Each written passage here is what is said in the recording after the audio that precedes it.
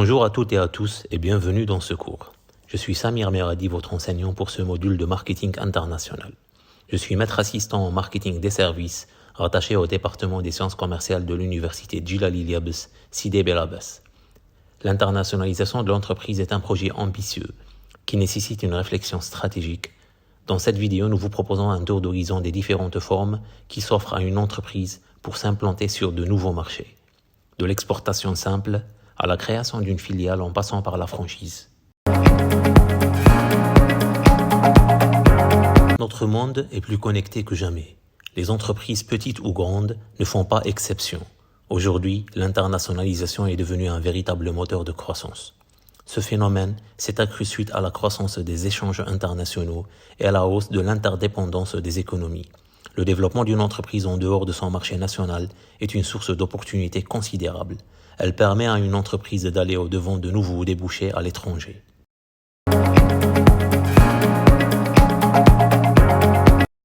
Pour mieux comprendre ce phénomène, définissons ce qu'est une stratégie d'internationalisation.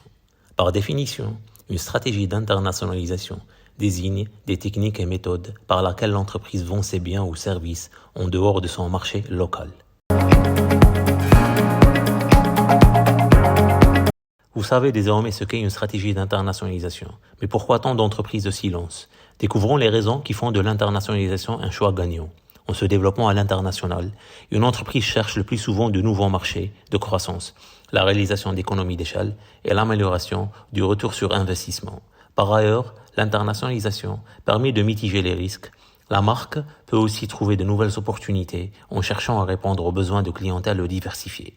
Ainsi, une stratégie d'internationalisation, en cherchant à optimiser les ressources, va permettre à une organisation d'adapter ses objectifs ou de profiter de nouvelles opportunités à une échelle plus large. Maintenant que nous avons exploré les motivations sous-jacentes à l'internationalisation des entreprises, intéressons-nous aux différentes modalités de mise en œuvre de cette stratégie. Commençons par examiner la forme la plus traditionnelle d'internationalisation, l'exportation. Cette stratégie se concentre sur l'exportation de produits et de services vers des marchés étrangers. L'entreprise conserve les sièges de production dans le pays ou la région d'origine. L'exportation est une approche relativement simple pour s'internationaliser. Elle nécessite de trouver des distributeurs locaux sérieux, cohérents avec son image de marque. C'est une stratégie de départ qui permet à l'entreprise de tester l'accueil de ses biens ou services sur de nouveaux marchés.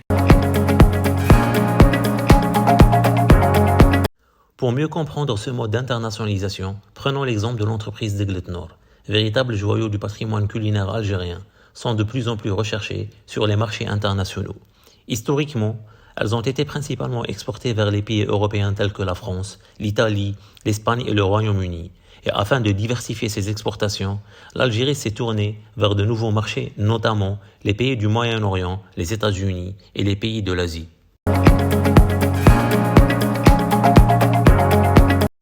Au-delà de l'exportation, certaines entreprises choisissent un engagement plus profond en créant leur propre structure à l'étranger. C'est ainsi qu'émerge la stratégie de multinationalisation. La stratégie de multinationale vise à établir une présence sur un marché étranger et à adapter les produits au marché local. L'entreprise garde le siège social dans le pays d'origine et crée des succursales dans les régions à conquérir avec des directions dédiées. Cette stratégie d'internationalisation est largement utilisée par les entreprises du secteur alimentaire et des boissons. Un exemple emblématique de cette approche est l'entreprise Nestlé, qui a su s'implanter avec succès sur les 5 continents, et cela grâce à sa taille, à sa diversification, à la force de ses marques et à son engagement en faveur du développement durable. Sa présence s'étend à travers plus de 190 pays et elle propose une gamme extrêmement variée de produits. L'entreprise a su s'adapter aux évolutions des marchés et aux attentes des consommateurs pour devenir un acteur incontournable de l'industrie agroalimentaire mondiale.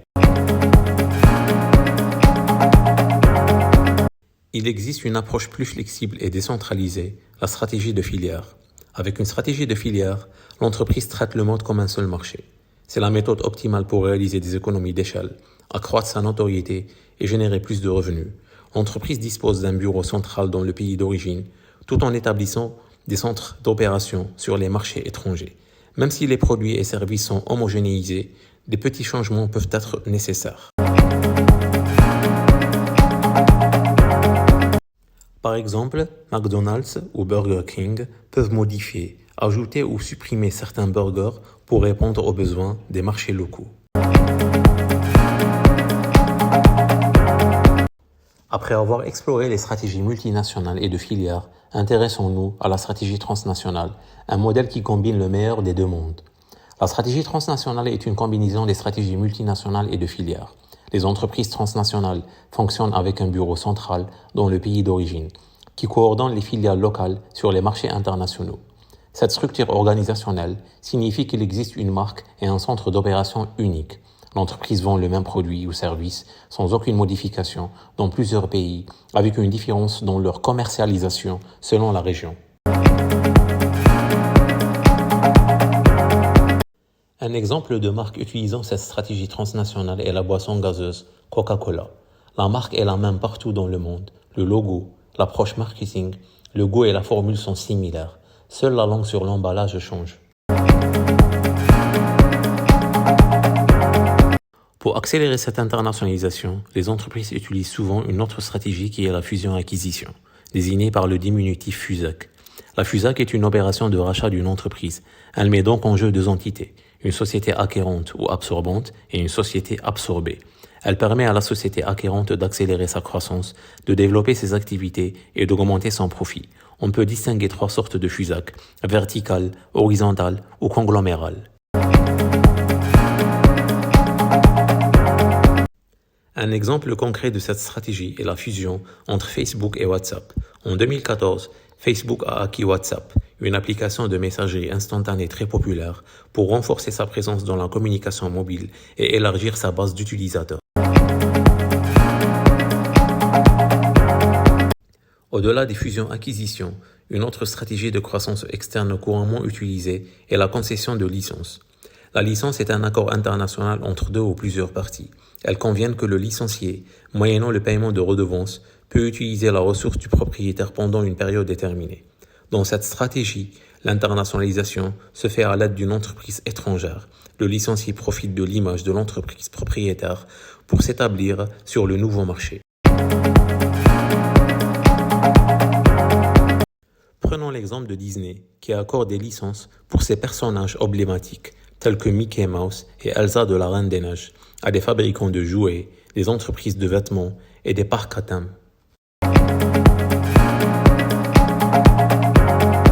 Maintenant que nous avons compris le principe de la licence, intéressons-nous à un modèle qui va plus loin, la franchise. C'est un peu comme passer d'un simple accord de coopération à un véritable partenariat.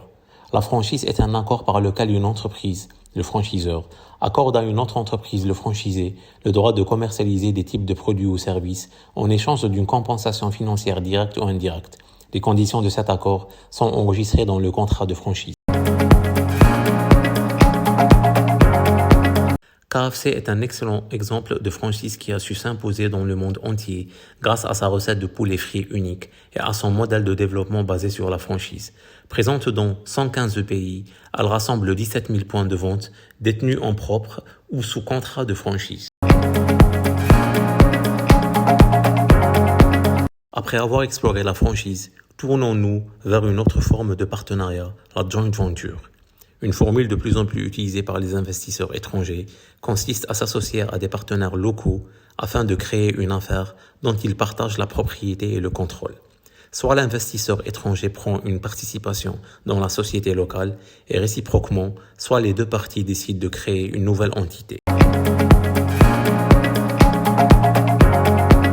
Prenons l'exemple de Renault, Nissan et Mitsubishi, une des plus grandes alliances automobiles mondiales, permettant aux trois constructeurs de partager des plateformes, des technologies et des ressources. Elle illustre les avantages et les défis de ce type de partenariat, tout en montrant comment les entreprises peuvent collaborer pour renforcer leur position sur un marché mondial de plus en plus compétitif. Nous arrivons ainsi au terme de ce cours sur les différentes stratégies d'internationalisation. Je vous remercie de votre attention.